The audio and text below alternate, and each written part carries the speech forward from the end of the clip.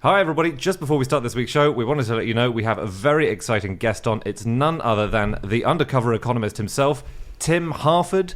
Tim Harford is a brilliant writer, thinker. He makes books, he makes radio shows. Makes books. He's a bookmaker. He's a book binder. He turns trees into paper. He's bound 1 million books. It's so amazing. So if you've heard of Messy or 50 Things That Made the Modern Economy or The Undercover Economist, all of these books, they're by him. They are, and he's got a podcast called Cautionary Tales, which I would massively recommend. I've just been listening to a bunch of them. They are brilliant and true life stories which sort of teach you things about how humans behave. I've been listening to one about the mummy's curse. There's an excellent one on Hansel and Gretel, which is really amazing, and they often have a little twist at the end and really well told. So check out that podcast. But first of all, listen to this one. On with the show. On with the show.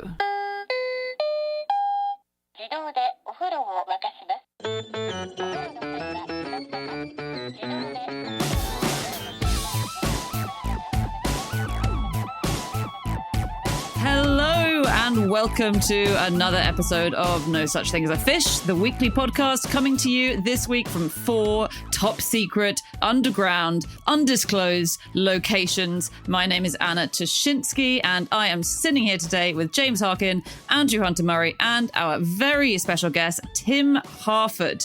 And once again, we've gathered around our microphones with our 4 favourite facts from the last 7 days, and in no particular order. Here we go, starting with you, Tim. My fact is that in 1939, a young doctor at Boston City Hospital went on a scurvy-producing diet to see what would happen. In May 1940, his fellow doctors staged an intervention after his skin started to bleed from his follicles and an old post-operative scar reopened. Wow. Now, lovely. Why did? Because people sort of knew what happened when you got scurvy at that point, right? Why was he doing this? They did. So he survived, by the way. So I read the medical paper that he and a colleague wrote after this experiment. So the puzzle was, people had been suffering from scurvy and worrying about scurvy for hundreds of years and kind of discovering cures and then forgetting cures. It's all very fascinating. But by the 1930s, they'd figured out that scurvy is caused by not having enough vitamin C. But the puzzle was, if you deprive people of vitamin C, it very quickly leaves the body. So after a week or so, you've got no vitamin C, but then everything's fine. And people don't actually develop any symptoms for weeks, for even months. And so this guy, his name was John Crandon, and his colleagues were just trying to figure out, well, how long can you go and what happens and what order do these terrible symptoms appear in? And he said, well, no one else is going to do it, so I'm going to do it. And so he did. And yeah, he was absolutely fine for 2 or 3 months. And then I read the description of what happened. He started on October the 19th, 1939. His scurvy-producing diet was, actually, it sounds okay. It's eggs, cheese, bread, butter, chocolate, and coffee. Gets a bit boring after I'm a little months, bit worried, but it's fine for a while. Because genuinely, that is my diet. You can add some red wine in there, and then that's basically it. After we finish this, you're really going to start wanting some orange juice to add to that, James, I think. So he says, after about 4.5 months, hyperkeratotic papules had developed on the buttocks. Now, that doesn't sound good at all. I was going to Google hyperkeratotic buttock papules, and then I decided I wasn't going to do that. Don't worry, Tim. I've been eating nothing but chocolate and bread for the last 6 months. I can tell you exactly what they are. Oh, please don't. The listener, James, has just taken his trousers down and shown us his buttocks, and it is disgusting. I'm not going to be able to take that image out of my mind now. And then after 5 months, he started bleeding around the hair follicles on his legs. Nice. He got incredibly tired. He used to run on a treadmill, and by the end of this, he could do 50 meters on a treadmill. It took him 16 seconds to do 50 meters, which is not very fast. And then that was too much. He was quite a young man, and at 6 months, they made a surgical incision basically just to see whether it would heal, and it didn't. Right. And I think they probably shouldn't have been surprised at that, because he had a scar from a 15-year-old appendectomy that was reopening by this point. And then they said, all right, You've done enough. You've done enough. And they started giving him intravenous vitamin C, and he was fine. That's so scientific. It's so scientific to say, well, your old scar has reopened, but just in case, we're going to have to make another scar and see if that also fails to heal. Like that's so impressive. The scientific method, I think. Is it? I think so. Yeah. I find that one of the most kind of morbid things about scurvy is the whole wounds reopening. It takes you back in time, but in just a way that you really don't want to go back in time. The idea that these ancient and bone breaks re-break, don't they? Because I think you start making collagen, which basically holds your body together. And so, I don't know, the idea of all these ancient wounds you'd completely forgotten about reopening. It's pretty fun. All your exes ring up and break up with you all over again. That's another unknown symptom. Yeah. It's really mad that it's 2 or 3 months that you're fine for, because I guess that explains why in the age of sail, sailors got scurvy, because it was just long enough to get really, really, really far away from the nearest lemon. As in, if you got it within a day of not having any vitamin C, then everyone would immediately come back to port and say, "Well, we die at sea, so we're not going to go." It's quite cool. It's almost like a lemon detector, isn't it? You can tell how far away you are from a lemon just by how much blood is coming out of your pores. Not very. You can only tell to within 3 months away. I mean, it's not that accurate.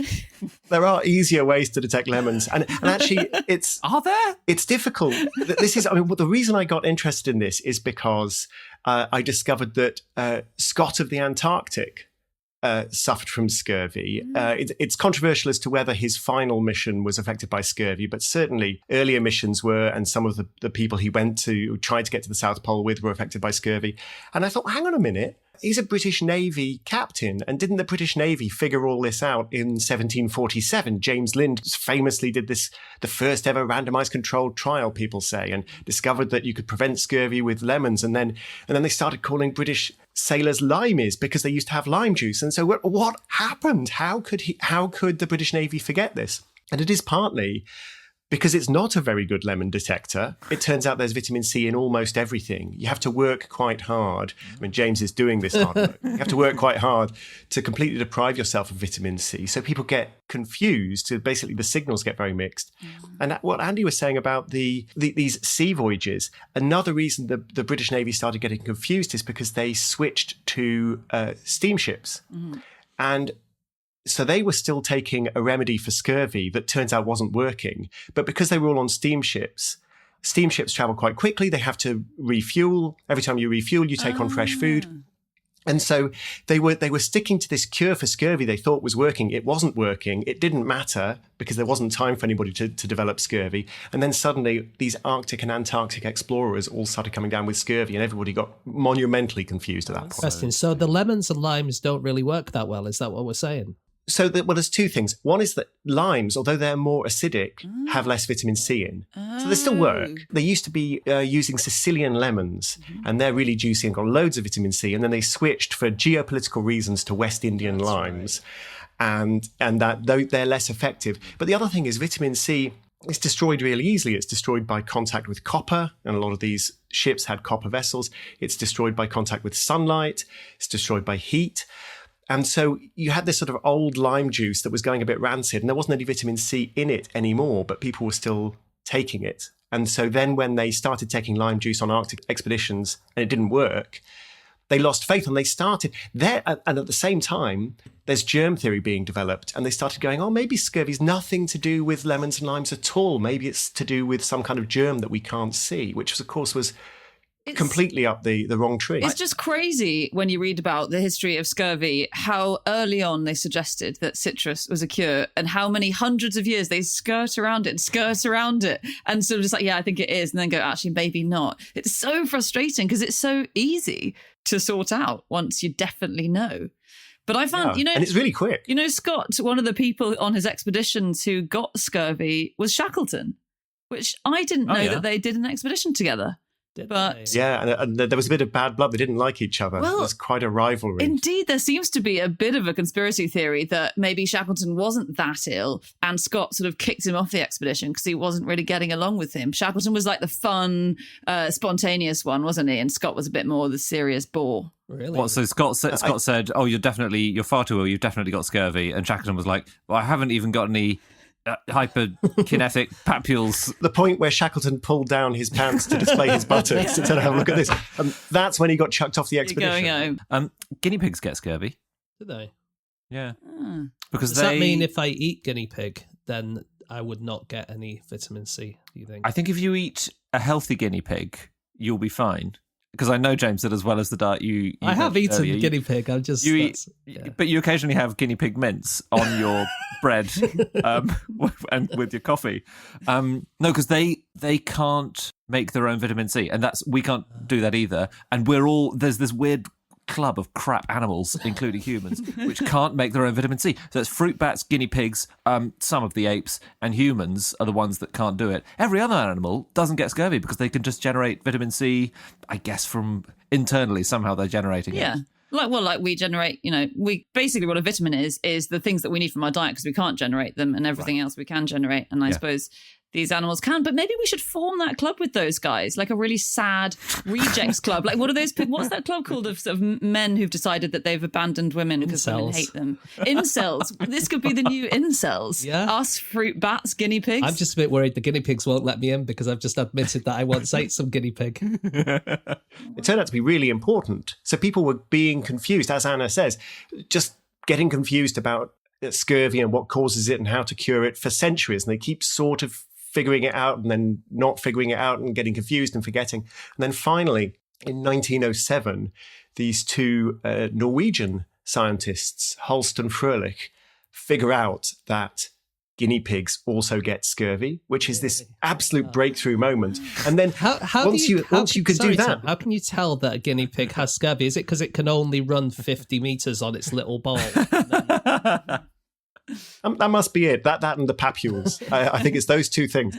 Once they figured that out, it was easy to clear up this massive confusion about whether scurvy was caused by some kind of toxin or some kind of bacteria or whether it was a deficiency. And they figured it all out. And then they turned around and they told Fridtjof Nansen, who's a great Norwegian polar explorer and a mentor to both Robert Scott and Roald Amundsen. And Nansen said, yeah, no, I don't believe any of that. You can't learn anything from guinea pigs. Trust me, it's fresh seal meat you need.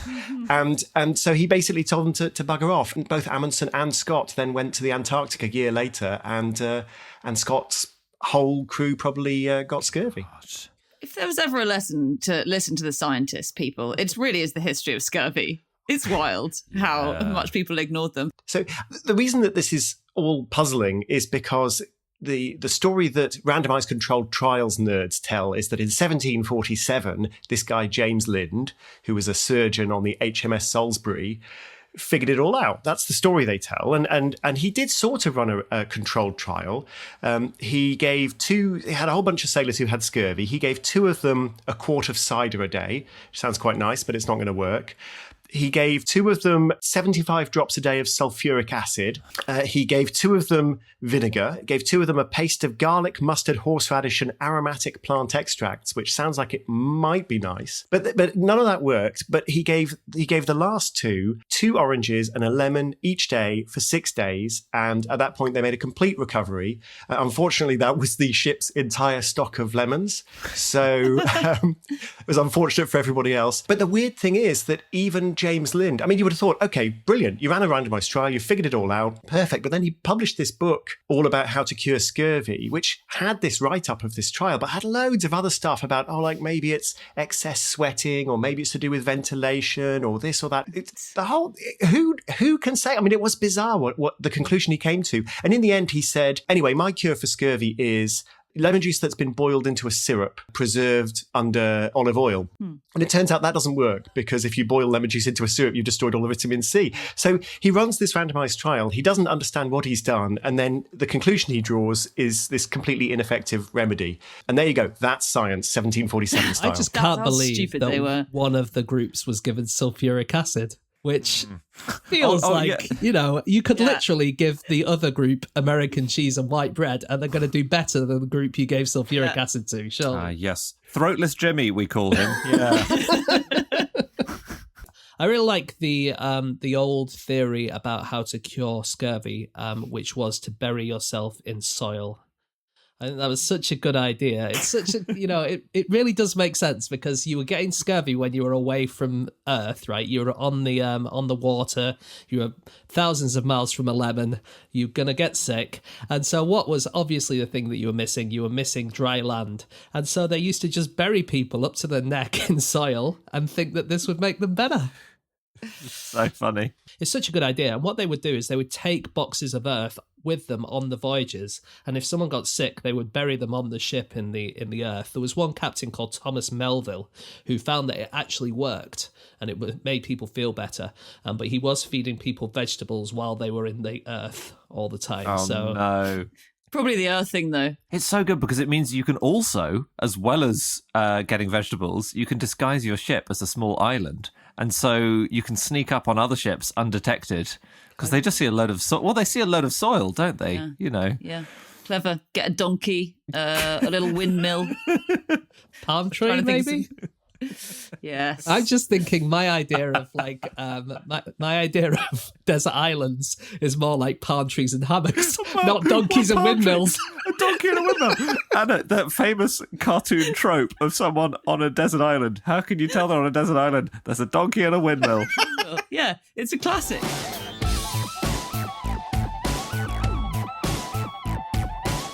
Okay, it is time for fact number 2, and that is James. Okay, my fact this week is that there are more people alive today who have been world chess champion than there are people skillful enough to carve a knight for use in a world championship chess match. Amazing. What are the numbers? What are we talking incredible. here? Well, the numbers are 10 who can do the knight. This is according to a video which I saw, which was posted by Business Insider, called Why Championship Chess Sets Are So Expensive. As part of that, they said there are only 10 people alive who can make the little horses that you use in chess. And so I thought, I wonder how that compares with people who have won the World Championship. And I went onto onto Wikipedia and looked at the list of the people who are still alive, and there's more than 10. There's a dozen, I think. How good do these things have to be? I mean, because I would have thought it's quite easy to carve a knight. Most professional whittlers I know, which is a lot, could probably do a passable chess knight. What's so special about these ones? Well, you take all of the whittlers. Some of them can do it, some of them can't, and you go down and down and down, and eventually you get the 10. Yeah, you got it, Andy. You can see where I'm going there. No, they're made. These knights are made in a place called Amritsar, which is in India. A very specific factory makes them. They only make 250 per year. One night to kind of whittle it down takes 2 hours, and it takes 5 to 6 years to learn how to make this knight. All the other pieces take about 4 to 5 months to make. And so if you were to buy a very, very high-end chess set, the knights are worth approximately 50% of the entire set. The value comes from just the knights. That's what this video funny. says. Yeah. And it's about $500 for one of these sets. Yeah. They sound. I think I read the same piece, James. It says this, that the blocks of wood that they use for the pieces were once large trunks, dried for 3 to 6 months, cut down and shaped to the necessary size, which does make it sound like they're using one large tree trunk. Yeah. Knock down a giant redwood for one pawn. They are really beautiful. To watch them being carved on the lathe, and it's a little bit like watching pottery. It's that kind of beautiful sort of hypnotic view of this thing taking shape. But I have to say, it's all nonsense, isn't it? Because I saw this short film, and at one point they say, "Oh yeah, it helps these grandmasters to not make any mistakes." That's just nonsense. Grandmasters, they can play blindfold. I mean, you literally don't actually need the chessboard or the chess pieces. They can play blindfold. What is this? I don't know what you're talking about. Exactly. The video, I've drunk the Kool-Aid, and I believe this. It's they say that because if you don't make the chess pieces properly and the king isn't the tallest piece, then you might accidentally move one of the other pawns, maybe thinking it's the king. Wow. Maybe, or if they're not weighted correctly, they might fall over, and you accidentally kind of resign your. Okay, it's bollocks. No, it's true. No, the thing about chess players is that they're very stupid people, and James, that falling over thing, I read that too. It's that if you accidentally knock your piece over and then you press, because they're playing timed against each other in some matches. So you knock a piece over, and then you press the timer to move it onto your opponent's turn, and then you pick your piece back up. You can be disqualified from the whole match because you're technically eating into your opponent's time there. And that has happened recently. There was a game in 2016 where a grandmaster, very good chess player, lost because he dropped his queen and then did that. Really? Yeah. And we're claiming that these 10 people who can make the knights are the only people who can make a knight that can successfully stand up. If you can't feel the bridle on the knight is positioned correctly, it'll completely throw off your game. That's why Kasparov lost against Deep Blue. So there was a slight discrepancy in the reins.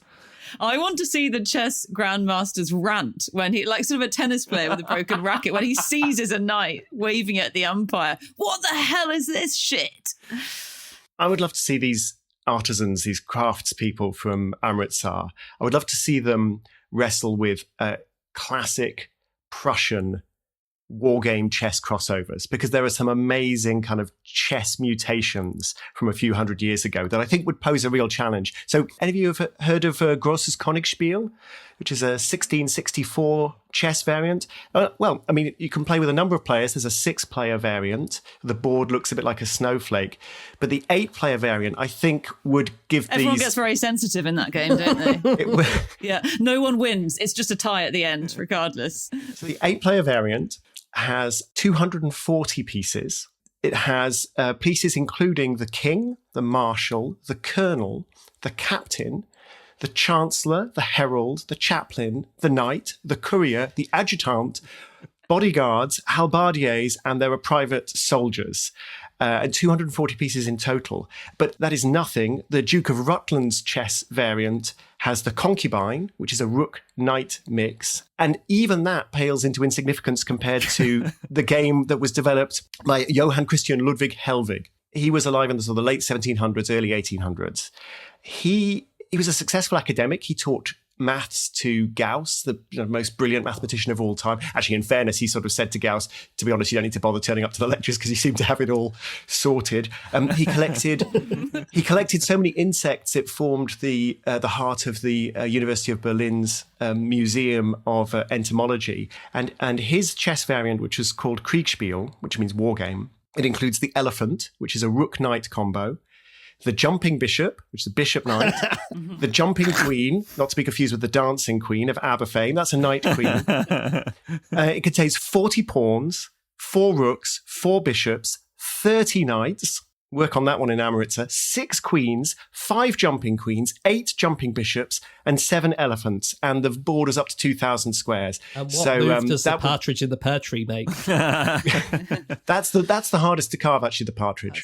That is absolutely amazing. Do you think he invented this amazingly complicated chess game because his main job was teaching Gauss how to do maths? And he's like, I have so much spare time now, I might as well collect every single insect in the world. And I mean, it must take forever, a game. I think it does. I suppose this was before TV, wasn't it? But it feels like there's no need to make chess more complicated. It's already quite challenging for most people. So there was this movement to make chess more like actual war.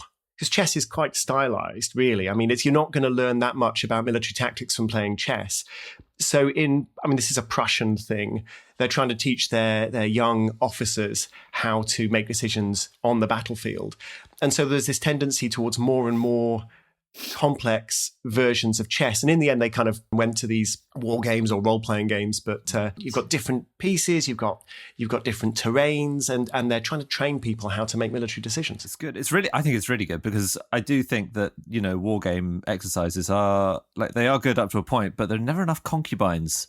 It's not realistic without the concubines, Or elephants. It's the elephants and concubines that really make a war. Yeah, I thought Chancellor was a weird one as well. What does he do? Like, he just does some photo ops and then takes 20% of all your money. Well, the thing is about chess, it didn't used to be military at all.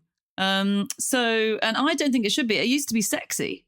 This was back, and actually the person who ruined it and turned it into a military game initially was the Queen, sadly. So we've talked before about how the Queen was introduced at various moments in history in various different countries from about like 1400 onwards, 1300 onwards. But instead of a queen before that, you had the vizier, as in the royal, as in Jafar, and the vizier couldn't move as broadly and widely as the queen, was much more limited, and it made chess a much slower game. And so I was reading that back in medieval times, it was a completely gender equal game. Women and men played an equal amount. And it was more a thing you'd have and play throughout a day at a soiree over drinks and chats. And it became really associated with romance and sex. And because there were lots of stories of people falling in love over a game of chess, you know, opponents would fall in love. Oh, wow. In 1400, there was a famous book at the time called The Edifying Book of Erotic Chess, which sort of talked about... That does sound edifying. Yeah, is that why we call it porn? It is, yeah. That's correct. That's why they're all naked if you look closely at the pawns. But yeah, then the queen came on board and it became very martial and competitive and serious. Wow. And it was thought to be unsuitable for women. Do you know the rules, the 10 rules of whittling? No. Have you memorised those, everyone? I've only got the first 4. Sorry. Well, you know, 40%. It's just about a pass. This is according to master carver Chris Lubkeman, who actually has the Guinness World Record for what he describes as the smallest rooster in the world on his YouTube channel. What's another word for rooster? I just can't think of any. Because I'm pretty sure I have that record. I wondered why I had to be over 18 to access that video. It's not the smallest rooster. It's not even a thing. It's the smallest wooden carved thing in the world, according to Guinness. It's a tiny little rooster, 1/8 of an inch tall. Anyway, he's an amazing whittler. His 10 rules is rule number 1 is actually make sure your knife is sharp. Rule number 2, any guesses? Don't run with scissors. You're actually close. It's your knife must be really sharp. Is rule number 2. Oh, what? Is this Fight Anna? Is this Fight Club? Could I just check? Are the other 8 rules also to do with sharp knives? I'm so glad that you've saved me having to read all of the other rules. They're all different ways of saying before starting to carve, check to see if your knife is sharp. If your knife is really sharp, it'll cut much better. Rule number 10 is refer back to rules 1 to 9, which are indeed different ways of saying have a sharp knife. Very good. So whittlers out there, take note. Modern board games often have these little carved wooden pieces. They're quite simple. They look a little bit like if you carved the sign for the gents' toilets, the little man. Oh, yeah. If you carved those into wood and painted them different colours, that's what they look like. Does anybody know what they're called? There is a term of art for these things. Wait, for what? For modern chess pieces? Little man. Well, modern board game pieces, not chess pieces, just board games in general. I didn't even know what they were, but no, go on. They're called meeples. Which is a sort of shortening of my people, and so meeples is a board game thing, and there are cafes based on meeples and meeples clubs and so on. But I think so there are like tiny cafes that meeples attend. Yeah, but this one I'm speaking to you from Oxford, and there's a cafe about 2 minutes walk away from me called Thirsty Meeples, and you can go, you can have your hot chocolate or your cup of coffee, and you can play board games surrounded by meeples. But I reckon this whole kind of chess piece carving thing, it's basically a conspiracy by Big Meeple. Because there is... Wait, hang on. No, Tim. Big meeples are just people, aren't they? You could be right. No, you're absolutely right. You've caught me there. Anyway, it's a conspiracy. I'll figure out who's behind it sooner or later. Because there's a problem with a lot of games that if you're trying to make money selling the game's actually quite cheap, and you buy a game like chess, it just costs a few pounds, and then you can just play forever. So how do you make money? And so there's this increased focus on getting very, very fancy pieces, very expensive pieces. So these guys in Amritsar, this is an example of this. But I think the most striking example is Games Workshop. So Games Workshop is this company that I remember from the 1980s when I was a young nerd. Yeah. Used to sell Dungeons and Dragons and used to sell all kinds of games. And then they basically got taken over by a division of the inside the company called Citadel Miniatures, which just made toy soldiers and miniature figures. And these miniature figures were so profitable that during lockdown, Games Workshop had a higher profit margin than Google. And Henry Cavill, the actor who plays Superman, described these little miniature figures as plastic crack. So that all the money is in the pieces. The money is not in the games. That's true. I mean, I used to collect those pieces, and there were some which were simply unaffordable for me with my 14-year-old's budget. Really? I used to collect them a little bit, not much, but I was always really scared that I was going to die of lead poisoning because there was lead in them. And I don't know, someone had once told me that you could die of lead poisoning, and these pieces had lead in them, and I was convinced that I was going to die. No, I think You're eating them? No, but I was like, because I was painting them and stuff, and I didn't want to lick my fingers and stuff. Yeah, and you're close, and you're huffing away, huffing away over a little. Well, the paints used to be water-based. Well, the paints still are water-based, so you'd sort of paint, and then you'd kind of lick your paintbrush to get a fine point on the paintbrush, and the paint is non-toxic. But you're painting these lead figures, so they probably were very dangerous. But anyway, they're all made of plastic crack now, as Henry Cavill puts it.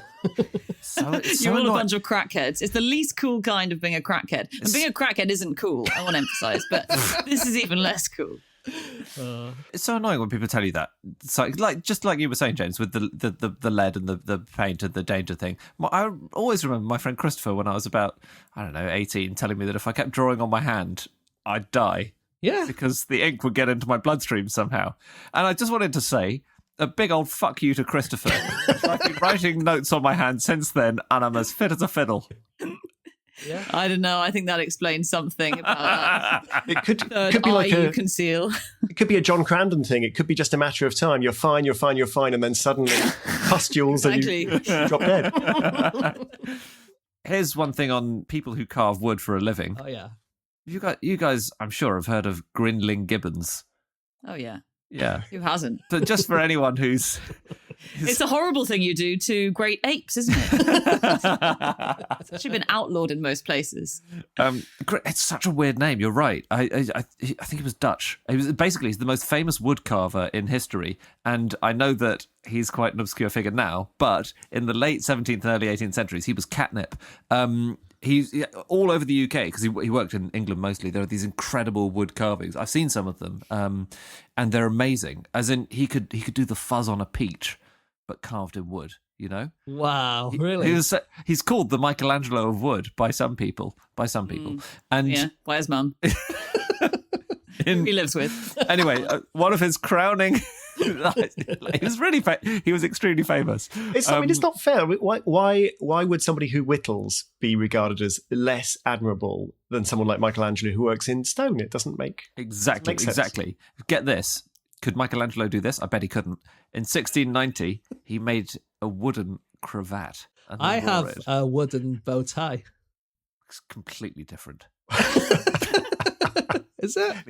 You really deflated Andy there. A bow tie is designed to be stiff. You could any chump can make a bow tie out of wood. Just two cross bits of wood, nail it together. Fine. The cravat, the most flowing of all items of clothing. I quite like how you just accepted that I have a wooden bow tie. Oh yeah. Sorry, there's a much better point. No, what? I just went to the place in Portugal where all the cork trees are, and they sell a lot of merch, and one of them is a bow tie, and I thought it'd be really cool, but I've never found the outfit to go with it. I must admit. Weird, so weird. You need the full wooden suit to go with it, don't you? Really? Well, James, if you stand next to a donkey and you put on your wooden bow tie and you make it rotate, Anna will think you're a desert island.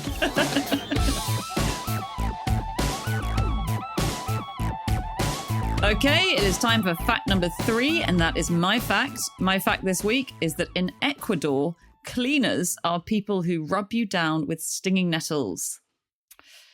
And it's not as... Do people pay for this service? Yeah, I think people pay maybe even more than cleaners in the UK. Which not even more than cleaners in the UK. It's the highest paid bracket in the country. It's not possible, Anna. It's a travesty. And your spin-off podcast, Our Cleaners Paid Too Much. I wish you all the best. But these are limpiadores in Ecuador, and they are spiritual cleaners. But limpiadores just means a cleaner, it's just the word for a cleaner. But these are people who sort of cleanse your aura, and it's a deep-rooted tradition in traditional cultures, particularly up in the mountains. A lot of people have this service, and you're rubbed up and down with stinging nettles, and it removes all your bad energy and bad luck.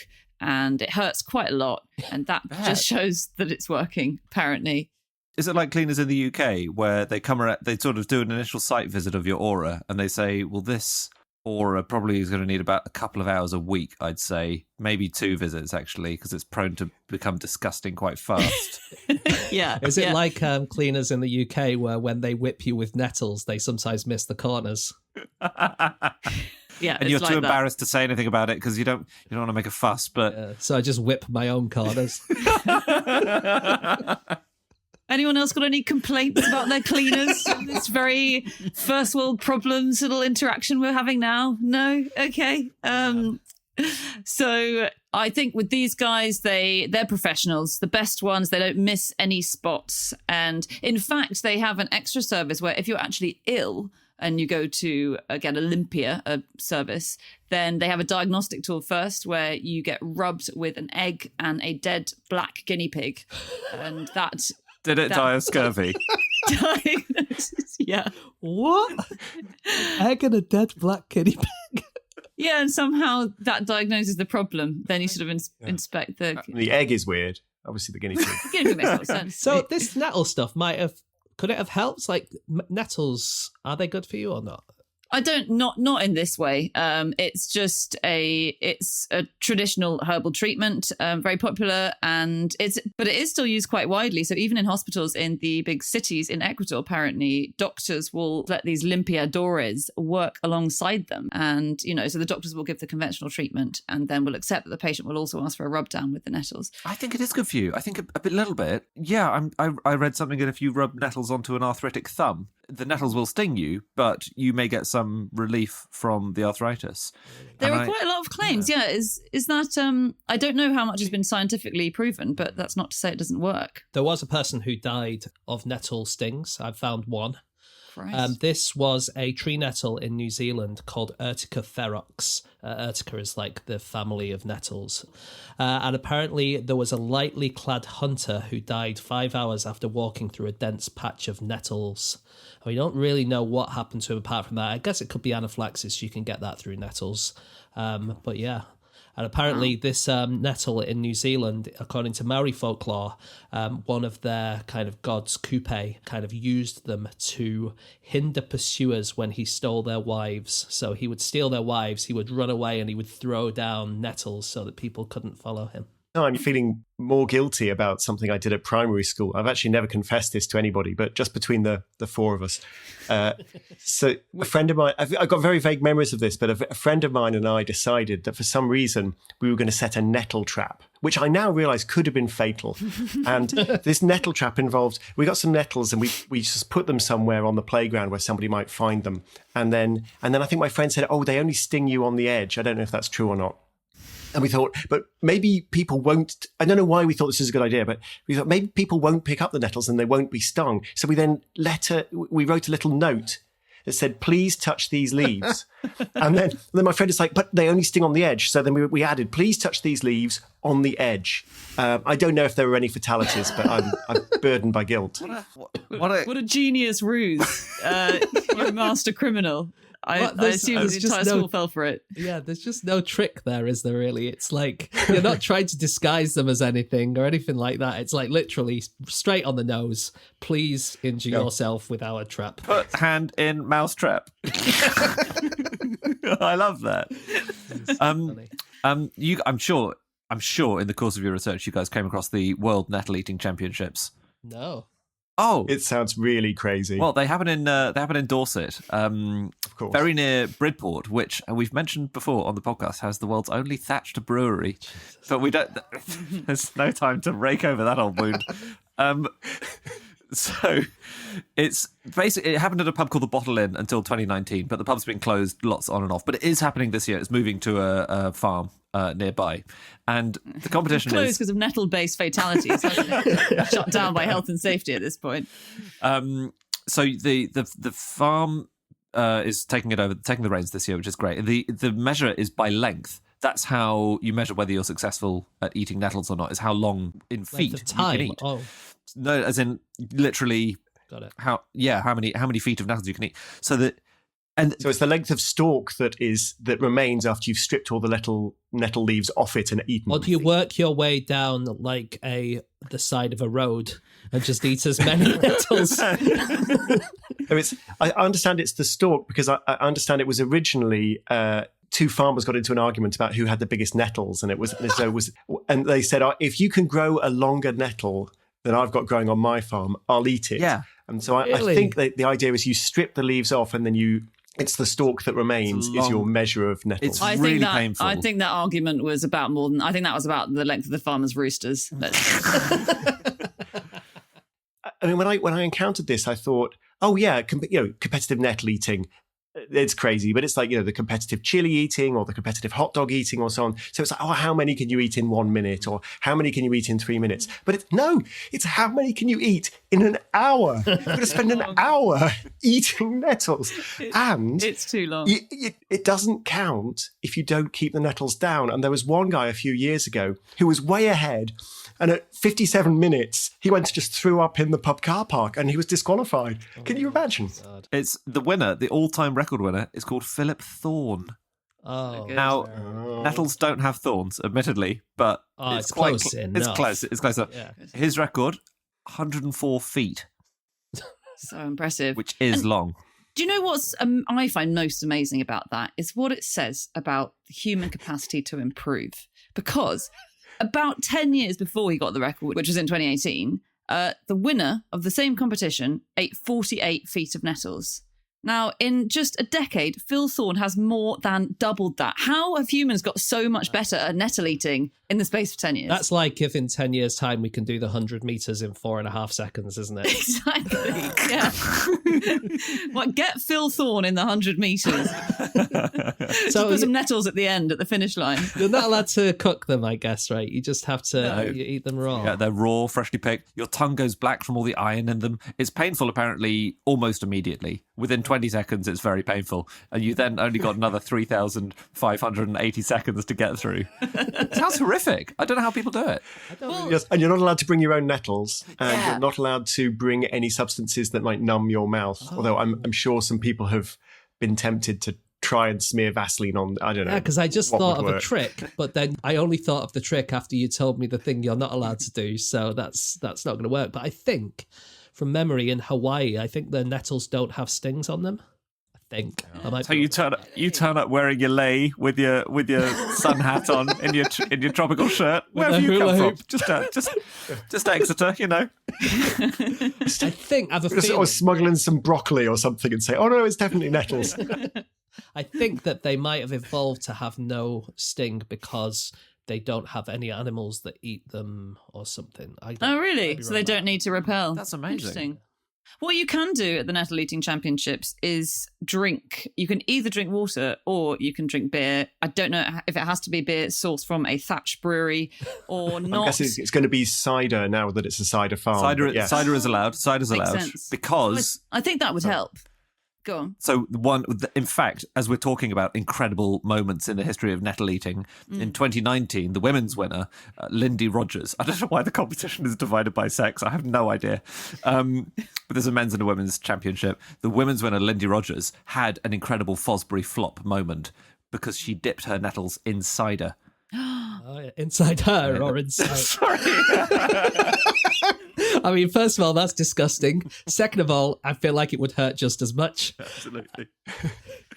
In apple cider. Oh, sorry. Yeah. Exactly. And so that's a method that apparently helps to take a bit of the sting out of it. That feels like a loophole. God, they've got to close that one. That shouldn't be allowed. Fosbury flop was a loophole. It's all loopholes.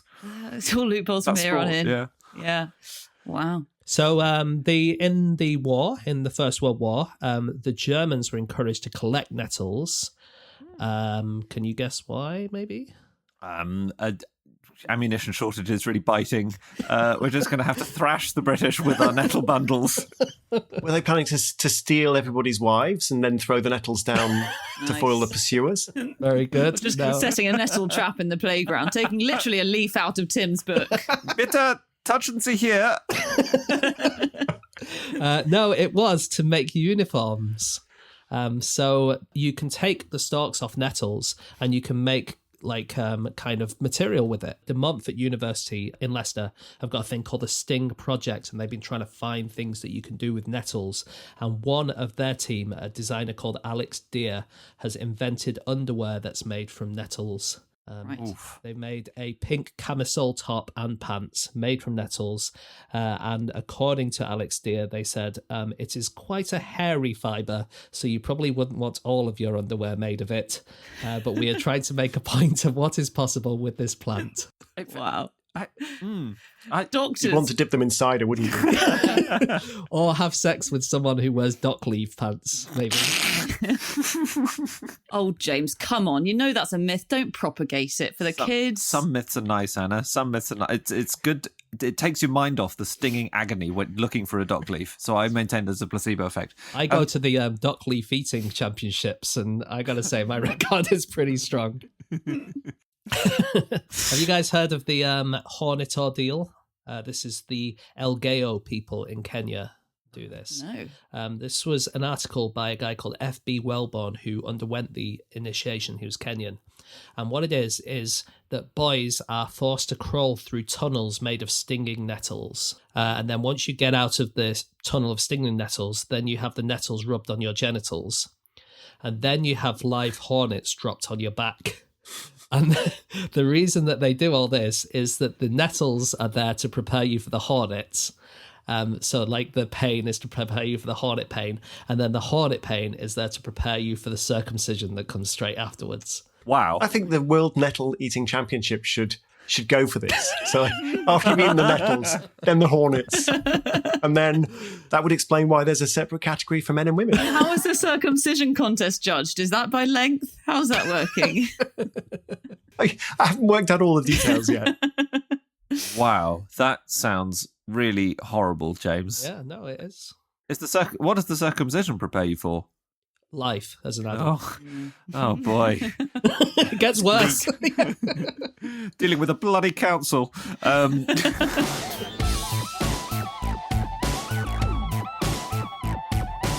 All right, it is time for our final fact, and that is Andy's fact. My fact this week is that the people of the remote island of St Kilda used to yell if they saw themselves in a visiting tourist's mirror. They actually had plenty of mirrors, they just wanted to keep the tourists coming. So this is about the very remote island of St Kilda, and it features in a new book called Shadowlands by Matthew Green, which is about various forgotten, fascinating places. And St Kilda had people on it for about 1,000 years. They lived there until 1930. The island was evacuated in 1930. In the 19th century, they started getting visitors by ship, Victorian tourists. Not very many because it's so far away. But they played up to it massively. And they would do this thing. They would scream or pretend to be incredibly surprised if someone showed them a mirror. They would look behind the mirror saying, "What? There's no one behind. What's going on?" I mean, they were clean shaven. They had mirrors. They had shaved that morning. I read this was in an article by Neil Mackenzie, who was the person who was kind of in charge. He was like the reverend who kind of went there, and he's kind of in charge of anything and helped the islanders for quite a long time. And he said they would pick up pieces of coal and affect surprise at not being able to eat them. And when they came in front of a looking glass, they would start and express great surprise at not being able to find the person who appeared behind it. It's so fun. It's hilarious. They really were.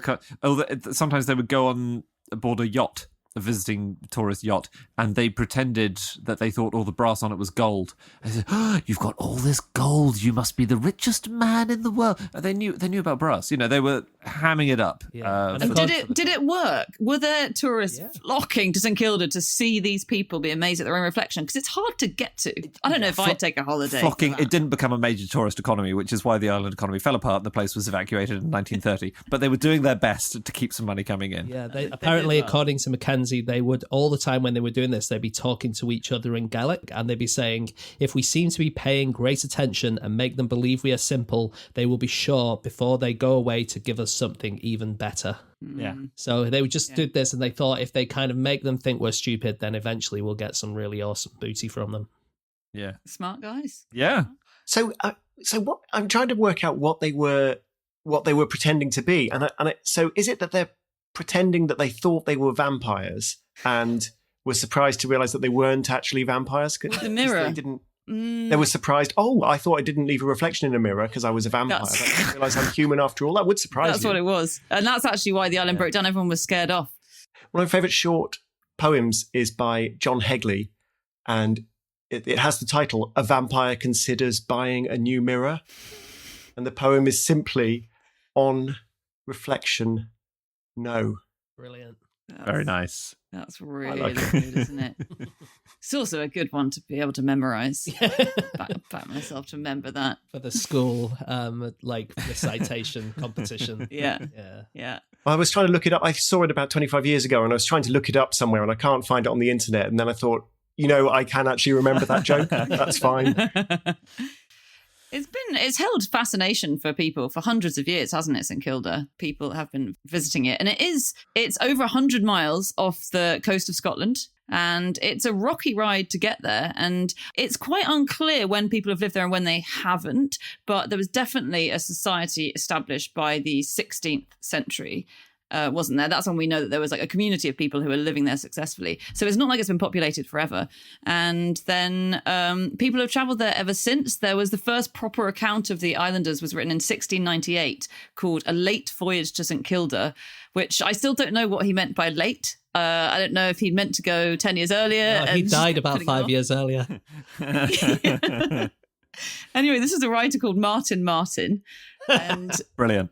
I read his book. It's fascinating. One of the things he says is they're extremely good climbers. And so they live by hunting the birds, mostly the island birds. So they'll climb up and then they'll catch the birds. And he described a particularly very high rock called the Thumb, which was as high as a tall steeple. And he said that the only way that you could get to the top of the Thumb is by at one point you swing your entire body sort of up onto a ledge by holding onto a protruding bit of rock, which is only big enough to accommodate your thumb. Oh my God. So you've got to get your whole body balancing on your thumb as you propel it up onto the next bit of rock.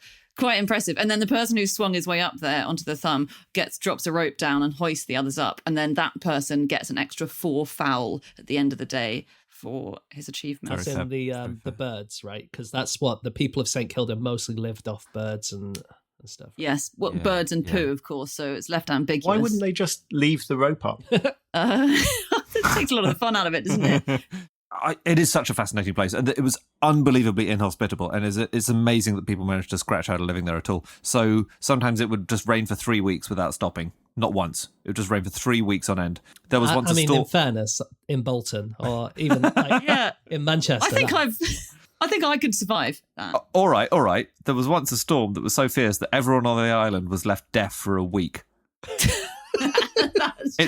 It was so like I read that's just not true. It can't be true, can it? It's not true. I think it can. It was so windy that islanders' sheep would sometimes just be blown over the cliffs. That is true. Yeah, that is understandable. But everyone on the island going deaf for a week, that can't be true. It's just not a thing. We should mention the amazing way that they used to communicate with the mainland, the St Kildans, in the 19th century, which was via mail boats.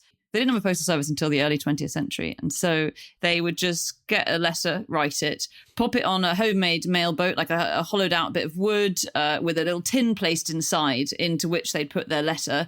And then they'd burn onto the surface of this tiny boat the words, "Please open." And they'd inflate a sheep's bladder, attach it to the boat, send it off, and hope that it got to land somewhere. And according to one report I read, 2/3 of messages reached their destination. As in, they'd reach a destination, either the coast of Scotland or Scandinavia sometimes, and then those people would open the message and find the actual address inside and post it on. That's very good.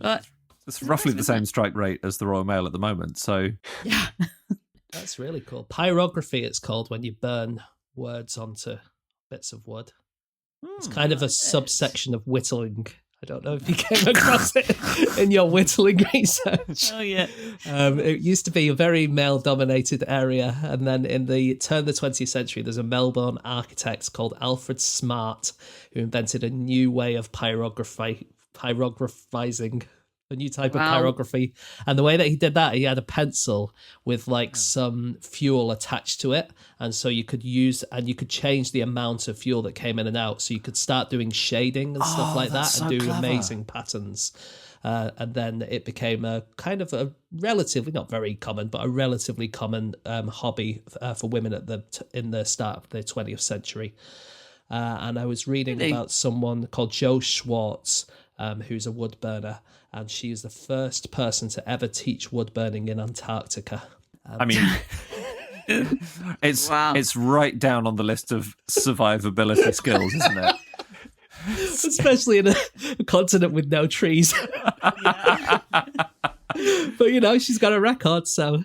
That's good. Imagine being the second person. Imagine going to Antarctica going, I'm going to teach them wood burning. I was like, oh, God, I'm not even the first one to do this. You arrive, you see the Schwartz panel being hung up over the tent. Nightmare. Can I tell you one quick thing about the evacuation of St Kilda? Yes, please. Because life got harder and harder, and a lot of able-bodied young men went to the mainland, and as it was largely a subsistence economy, so like hunting birds and farming sheep, that was a big problem for the island's survival. In fact, they got close to starving on several occasions. And so in 1930, they contacted the mainland and said, look, we're going to tap out. This is horrible. We don't like it. We're all deaf. The government said, yeah, of course, we'll bring you over. By that point, 2/3 of the population shared the same two surnames, as in the diversity of families had really been, whittled down over the years. And at the end of it, in 1930, they ceremonially closed down the post office. I think is amazing. They held one final church service and they drowned their dogs off the pier. Oh my God. What? I don't know why. Oh, no. They must have been told. That took such a horrible turn at the end of that sentence. Really sorry. They must have been... Guys, there's room on the boat for the dogs. But then when they got to the mainland, the government arranged for most of the men to be given jobs in the Forestry Commission. But unfortunately, most of them had never seen a tree because there are no trees on St Kilda. They were just chopping everything down, weren't they? They'd chop down lampposts, tulips. Well, presumably they were going to get jobs at the RSPCA and then that was hurriedly rearranged.